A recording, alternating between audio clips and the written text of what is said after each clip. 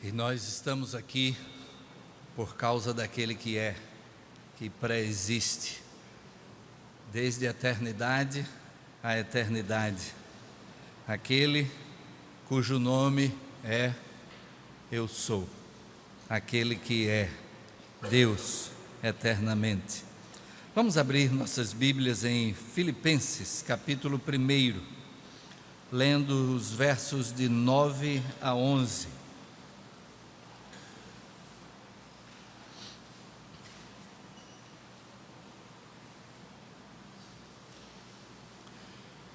E enquanto os irmãos abrem a Bíblia, em Filipenses 1, de 9 a 11,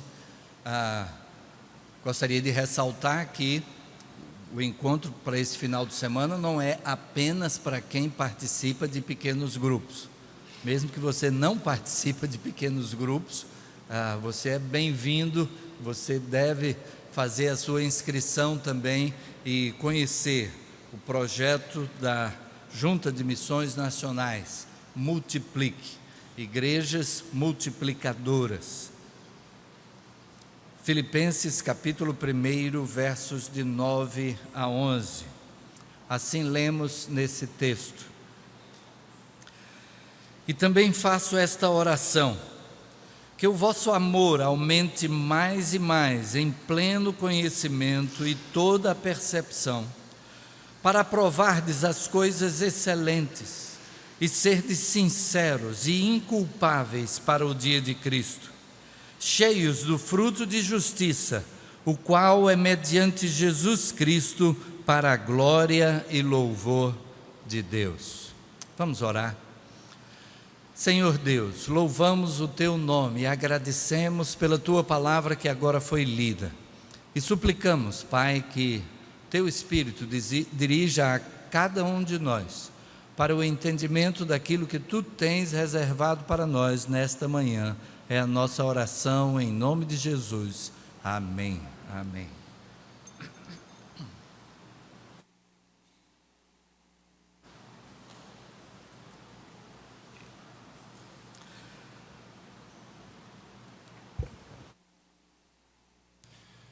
O apóstolo Paulo faz aqui uma oração. Esta carta aos Filipenses, nós inclusive temos meditado nela 2 semanas atrás, nesse mesmo capítulo, outro texto, outro trecho deste capítulo. Esta carta é escrita a uma igreja muito querida do apóstolo Paulo, uma igreja que tinha criado laços com ele, uma igreja que participava com ele da obra missionária, uma igreja que, depois de receber a mensagem do Evangelho e de forma contundente, nós lembramos da experiência do carcereiro de Filipos e de como houve um terremoto e de que os presos foram soltos e de que aquele carcereiro tentou se matar, mas de repente Paulo, lá de dentro da prisão, diz: não te faças nenhum mal, porque todos aqui estamos. As portas da cadeia tinham sido abertas, mas todos estavam ali. E aquele homem então vai a Paulo e diz: o que devo fazer para ser salvo? O que devo fazer? E Paulo então responde: crê no Senhor Jesus e serás salvo tu e a tua casa. Vale a pena destacar aqui que nós, como crentes em Jesus Cristo, somos o meio de transmissão desta mensagem. E então, na nossa família, que na nossa família possamos ser sal da terra, luz do mundo, para que se cumpra esta palavra: crê no Senhor Jesus e serás salvo tu e a tua casa. Há quem entenda que, se eu sou crente, toda a minha família vai ser salvo por essa palavra: crê no Senhor Jesus e serás salvo tu e a tua casa. Mas nosso entendimento é de que cada integrante da nossa família precisa também crer no Senhor Jesus para ser salvo. Tanto que na continuidade daquele texto nós vamos ver que o apóstolo Paulo foi para a casa daquele carcereiro e pregou para toda a família, e no final toda a família foi batizada.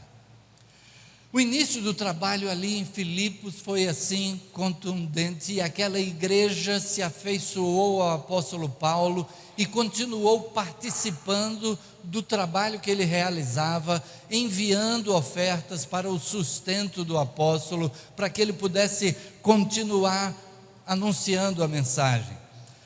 Nós temos o momento em que Paulo está em Corinto, e ali ele está fabricando tendas para ter o seu suporte financeiro, para ter o seu sustento.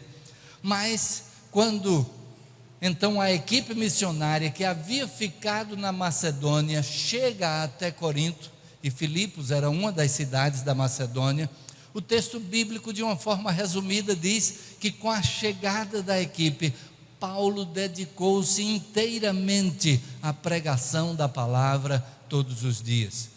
Quando ele recebeu então o suporte daquela igreja que havia enviado, era uma igreja que estava buscando contato. Nesta carta aos Filipenses, Paulo agradece esse relacionamento de participação na obra missionária, e é exatamente o momento em que a igreja envia até ele também uma oferta. Era uma igreja que tinha um vínculo todo especial com o apóstolo, porque se preocupava com o apóstolo, com o seu sustento, em como é que ele está passando no meio de toda aquela luta de pregação da mensagem do Evangelho. E Paulo faz esta oração, ele intercede por esta igreja. Ele intercede por esta igreja que tinha um vínculo tão forte com ele. Qual é o objeto dessa intercessão? Eu gostaria que a gente fosse buscar no texto, então, os esclarecimentos a respeito de o que é que Paulo tem como interesse a favor daquela igreja, e então ele intercede por aquela igreja. Qual é o objeto dessa intercessão? O texto bíblico diz que o vosso amor aumente mais e mais em pleno conhecimento e toda a percepção. Gostaria de destacar essa parte final da frase, quando diz em pleno conhecimento e percepção. A palavra aqui, que é traduzida como conhecimento, inclusive em outras versões diz ciência e conhecimento. Aqui diz conhecimento e percepção. A palavra no original é epignosis, que tem o sentido de conhecimento preciso e correto, ou conhecimento de coisas éticas ou divinas. Basicamente, conhecimento das coisas superiores. Epi tem o sentido de sobre, gnosis, conhecimento, o conhecimento que é sobre todos, o conhecimento das coisas elevadas. E o discernimento, a percepção, quer dizer, não apenas naquilo que percebemos pelos sentidos, mas que podemos analisar com o nosso intelecto e então reconhecer a importância. É o discernimento moral, discernimento em assuntos éticos, o discernimento daquilo que acontece à nossa volta e qual deve ser a nossa atitude, a nossa participação. Mas o começo da frase diz que o vosso amor aumente mais e mais. Aquela era uma igreja que era amorosa, aquela era uma igreja que tinha demonstrado o amor ao apóstolo, que tinha demonstrado amor às pessoas a quem o apóstolo pregava. O sustento que aquela igreja mandava não era apenas para o cuidado com o apóstolo, era o suporte para que ele pudesse desenvolver da melhor forma possível a sua missão, o seu trabalho.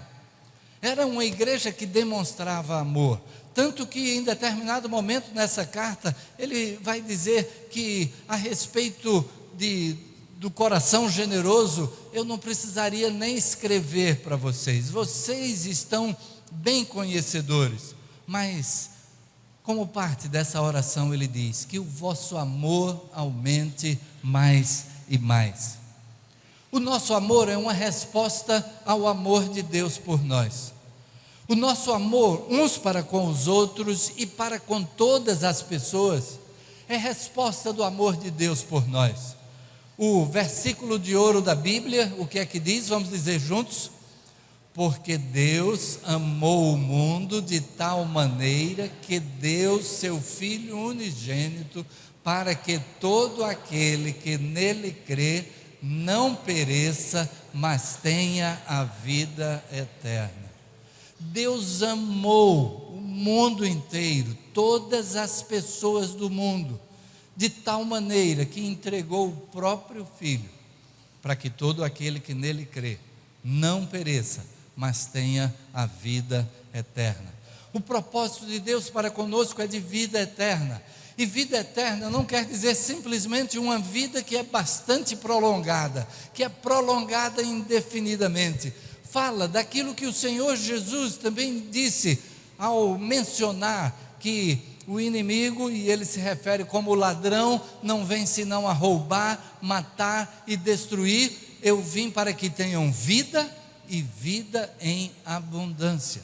Vida que vale a pena, vida que transborda, vida que passa da conta, vida que tem o real valor de viver. Em resposta a esse amor de Deus por nós, é que Ele deseja que estejamos amando também aqueles que estão à nossa volta, aqueles que estão ao nosso alcance. E então a oração do apóstolo aqui é que o amor aumente mais e mais, que o amor seja a nossa motivação. Mencionei no domingo passado aquela imagem de um Deus que está lá de cima com um chicote, né, esperando que a gente tropece para trazer uma punição, e que a imagem que a Bíblia apresenta de Deus, a imagem que é expressa na pessoa de Jesus Cristo, é o Pai amoroso, o Pai amoroso. E então, aquilo que a gente faz para Deus, nem é para fugir do chicote de Deus, nem é também para que a gente possa merecer alguma coisa, porque é como diz Isaías, né? As nossas boas obras não passam de trapos de imundícia, que aquilo que a gente pode oferecer para Deus, Deus não precisa disso. Deus é dono de todas as coisas, Ele é o Criador de todo o universo. Já mencionei aqui para a igreja aquela experiência da filha do pastor Russell Shedd, que fazendo um trabalho de ação social, ela distribuiu roupas para as crianças que moravam na rua. Um grupo de pessoas se reuniu para tentar minorar a situação de carência de crianças de famílias que moravam embaixo de um viaduto, e levaram roupas. E então as crianças saíam vestidas com uma roupa novinha e tiravam aquela roupa que a gente quase pode dizer aquele mulambo, né? E saíam com a roupa novinha. E uma criança que estava fora, ao se aproximar, foi vendo os amigos todos com roupa nova e ele com a roupa velha. E ele procurou aquela jovem e disse para ela: se eu der essa roupa para a senhora me dá uma nova? Esta é a imagem do que Isaías diz sobre as nossas obras. As nossas obras são trapos de imundícia. Aquela jovem não precisava de forma nenhuma daquele mulambinho, mas ela tinha uma roupa nova para dar de graça. Então, aquilo que a gente faz para Deus não é para que Deus atente para nós, para que possa nos abençoar, que possa nos fazer progredir na vida, mas a nossa motivação deve ser o amor. A nossa motivação deve ser em retorno ao seu amor por nós. A nossa motivação deve ser continuar aquilo que nós já recebemos, então compartilhar com aqueles que estão à nossa volta. E o amor deve ser também o modo de execução, não simplesmente o fato em si, mas a maneira como isto é realizado, a maneira como na minha dedicação eu posso por exemplo, uma criança que chegou como aquela, que chegou para junto daquela jovem, ela poderia agir de diversas formas. Uma forma seria dizer: não, eu não preciso desse mulambo, não, tome aqui sua roupa, vá-se embora, né? Ela estaria doando a roupa. Mas se a forma de execução é em amor, é acolher aquela criança e dizer: não, não precisa, eu tenho uma roupa nova para dar para você aqui, mesmo sem receber outra em troca. E poder sentar e conversar e compartilhar esse amor de Deus. A maneira como tratamos uns aos outros deve ser esta forma de replicarmos, de espelharmos o amor que Deus tem para conosco. Mas a oração continua, e ele diz que o propósito então dessa oração, esse aumento do amor, vai ter então como finalidade para aprovardes as coisas excelentes e serdes sinceros e inculpáveis para o dia de Cristo. Para aprovardes as coisas excelentes, quer dizer, naquilo em que estivermos envolvidos, as ações que praticarmos, podermos escolher aquilo que de bom podemos realizar. O que é que de melhor podemos fazer? E aí, posso iniciar essa análise lembrando da experiência de casa. Quando, por exemplo, chegava o domingo de manhã e a gente acordando cedo todo dia para ir para a escola, e aí domingo de manhã, não quero ir para a igreja hoje não, quero dormir mais, né? E aí meu pai dizia: me diga uma coisa, se você ficar em casa, você vai estar fazendo uma coisa melhor para Deus do que se você for para a igreja? E aí a nossa resposta era sempre: não. Então se apronte e vamos para a igreja. Aquilo que eu estou fazendo, existe algo de melhor que eu posso fazer? Não estou dizendo aqui que agora todo o nosso tempo estará empenhado em fazer alguma coisa em relação às outras pessoas, que eu não vou cuidar da minha família, que eu não vou ter um momento de lazer, que eu não vou ter um momento de descontração, mas que eu vou ter como prioridade também na minha vida, que a minha vida sirva para abençoar outras pessoas. Que eu possa estar trabalhando com edificação, com construção, e não com desconstrução, não para desfazer das pessoas, mas para fazer com que elas sejam edificadas, até nas palavras, até naquilo que eu comento a respeito de alguém. Aquilo que eu estou comentando estará edificando alguém, aquilo que eu estou comentando sobre uma terceira pessoa, está sendo para enaltecer aquela pessoa ou para destruir aquela pessoa? E se aquela pessoa precisa se corrigir de alguma coisa, o que a palavra de Deus diz é: vá a ela. Vá a ela.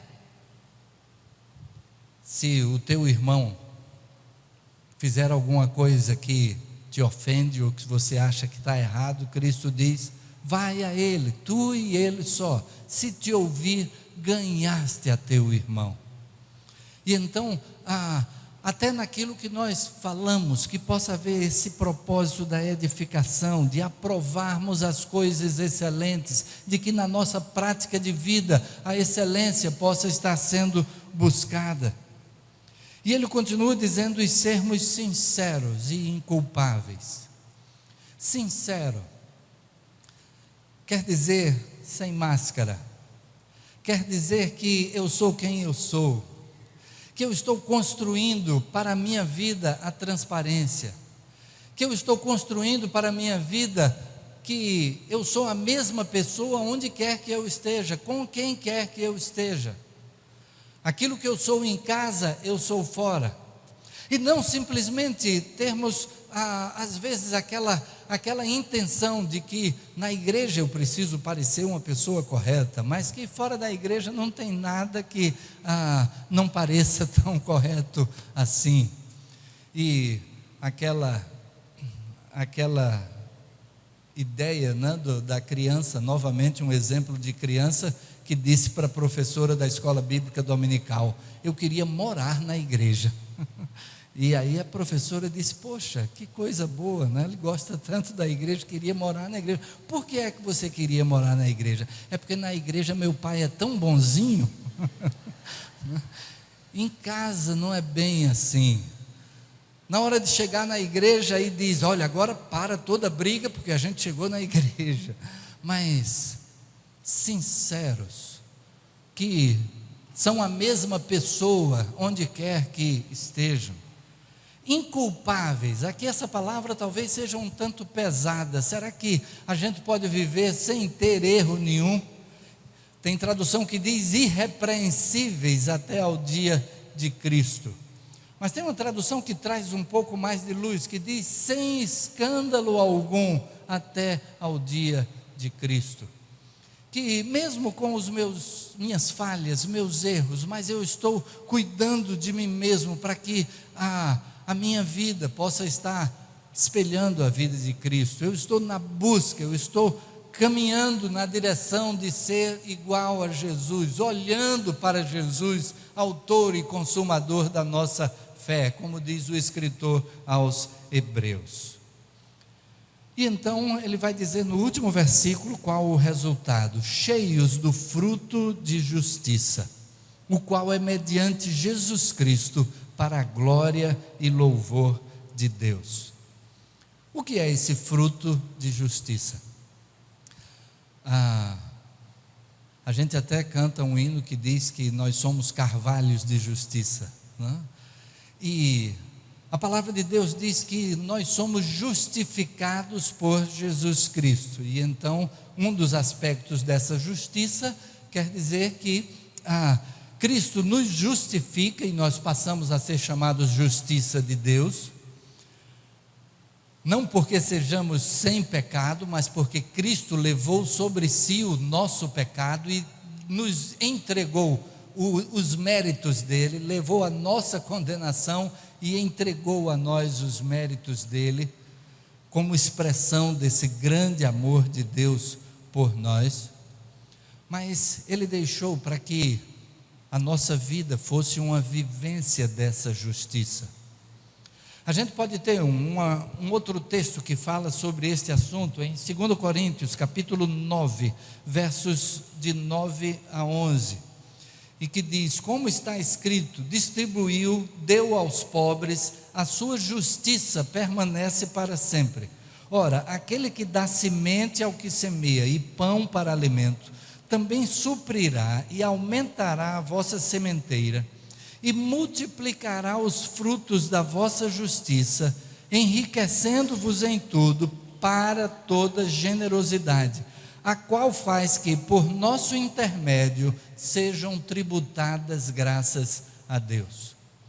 O que é que o apóstolo Paulo está dizendo aqui? Ele está dizendo que aquilo que nos alcançou, nós então buscamos fazer com que outros possam usufruir do mesmo benefício. E como resultado da ação de Deus em mim, eu quero fazer com que justiça esteja sendo feita em todo lugar. Nós estamos hoje celebrando o aniversário do NASCE.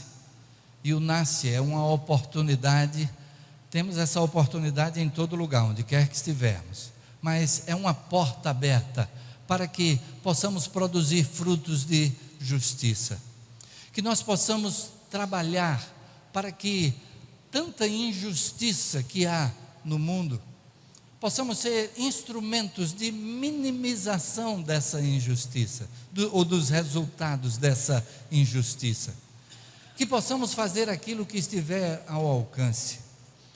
Foi mencionada aqui a série de trabalhos que é desenvolvida pelo NASCE, e os irmãos sabem quem é que faz o NASCE? Quem é o NASCE? Todos nós somos o NASCE. O NASCE nada mais é do que uma das áreas de trabalho da igreja como um todo. Da mesma maneira que a gente tem a área de educação cristã, que promove escola bíblica dominical para todos os que frequentam a igreja. Da mesma maneira como a gente trabalha com missões e a gente faz campanha missionária com a participação de toda a igreja. Quem é que faz a área de missões na nossa igreja? Todos nós. Quem é que faz a área de educação? Todos nós. Quem é que faz a área de atuação social? Todos nós.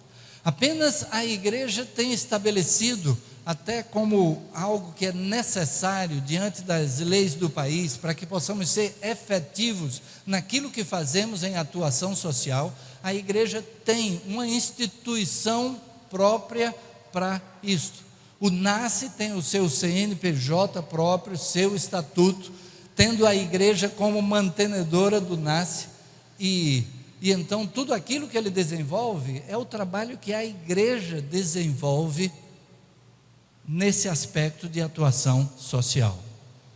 Então o NASCE completa 13 anos, e a gente poderia dizer que esses 13 anos são muito mais, porque mesmo antes do NASCE havia a creche, né? E então o trabalho que a igreja vem desenvolvendo nessa área vem de longa data, mas é porta para que possamos fazer alguma coisa. O trabalho dos vencedores com Cristo, que também está tanto aniversariando como realizando uma EBF nesse final de semana, tem a participação do NASCE também, é evangelismo e missões junto com o NASCE. Aquilo que é feito porque dentro da membresia, pessoas se dispõem para voluntariamente fazer alguma coisa, produzir frutos de justiça. E então, tem gente que trabalhou a vida toda como professora, agora está aposentada, poderia estar desfrutando de simplesmente estar em casa, mas que vem para cá para dar aulas para as crianças no reforço escolar, 3 vezes na semana, religiosamente, como quem tem que bater um ponto e tem carteira assinada, mas faz isso voluntariamente. É quem vem dar aula de costura, é quem vem para dar suporte àquilo que a gente consegue de parcerias com a iniciativa privada e também com o governo, para cursos de profissionalização, cursos profissionalizantes. E então, tudo isso são frutos de justiça. O que é que está a nosso alcance? O que é que podemos fazer? Cada um de nós pode ser um instrumento de Deus também para isso. Motivado pelo amor. A nossa motivação é o amor. É fazer com que, como diz o texto que lemos em 2 Coríntios 9, para que por nosso intermédio sejam tributadas graças a Deus. Não é para que recebamos de Deus alguma coisa, é porque nós já recebemos tanto de Deus. Não é para nos afastarmos de qualquer condenação de Deus nas nossas obras, mas é para que as nossas obras agradem a Deus, para que aquilo que fazemos resulte na glorificação do seu nome, em vidas que possam ser alcançadas para a fé em Jesus Cristo e com um incentivo a uma mudança de realidade. Não podemos focar só a fé. Devemos pregar a mensagem, mas devemos também auxiliar naquilo que estiver ao alcance. Não podemos focar só a ajuda material, humana, porque senão estaremos desprezando a importância da eternidade. E o Senhor Jesus é quem nos orientou, que precisamos priorizar, né, as coisas que são eternas. E então, o que o apóstolo Paulo traz como motivo de intercessão para com aquela igreja, e que agora se aplica a todas as igrejas, se aplica a nós. Senhor Deus fez com que esta carta ficasse preservada até nós, para que isso servisse também como orientação para nós hoje, não apenas para aquela igreja ali em Filipos, mas para que, como disse o Senhor Jesus no Sermão da Montanha, vós sois a luz do mundo. Assim, brilhe também a vossa luz diante dos homens, para que vejam as vossas boas obras e glorifiquem a vosso Pai que está nos céus. Aquilo que nós fazemos para Deus, fazemos motivados pelo amor, com o propósito de aprovarmos as coisas excelentes, sermos sinceros e inculpáveis até o dia de Cristo, cheios do fruto de justiça, o qual é mediante Jesus Cristo. E vale a pena destacar isso. Estivemos falando sobre tudo aquilo que podemos fazer, mas não estamos sós. Nós fazemos mediante Jesus Cristo. Cristo está em nós, nos habilitando, nos capacitando, abrindo portas à nossa frente. De repente acontece coisa que a gente não imagina o quê? E aí Deus vai dizendo: sou eu que estou no controle. Que são por meio de Jesus Cristo, para a glória e louvor de Deus. Toda glória, todo louvor sejam dados a Deus. Nós somos meros instrumentos em suas mãos, mas toda a glória seja dele. Que a nossa vida possa estar sendo colocada nas mãos de Deus dessa forma. Que a oração que o apóstolo Paulo fez pelos filipenses seja a oração que fazemos a respeito de nós mesmos, e na qual estamos empenhados de que Deus possa agir dessa maneira em nós, para que aquilo que ele retratou como objetivo para com os filipenses seja realidade para conosco. Amém? Amém.